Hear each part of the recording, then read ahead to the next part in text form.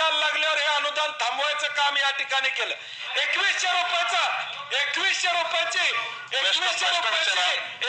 रुपयाची तारीख या ठिकाणी सभापती महोदय सांगितली जात नाही. आमचा स्पेसिफिक मुद्दा आहे.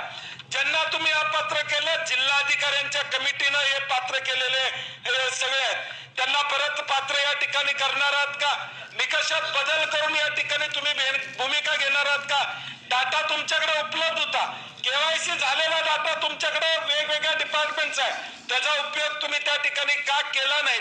आणि त्यावेळी लाडकी असणारी बहीण आता का सावत्र वाटायला लागल्या असा प्रश्न. आणि पुढच्या वर्षभराचे गिरीश महाजनजी म्हणले तसं वर्षभराचे 1500 किंवा 2100 रुपये ऍडव्हान्स दिले तर तुमचा जाहीर कोल्हापूरमध्ये मी सत्कार करतो.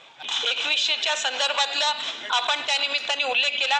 राज्याचे मुख्यमंत्री देवेंद्रजी फडणवीस साहेबांनी येत्या अधिवेशनाच्या कालावधीमध्ये किंवा अर्थसंकल्पामध्ये आपण 2100 घोषित करू अशा पद्धतीचं कुठेही त्या ठिकाणी वक्तव्य हे केलेलं नाही.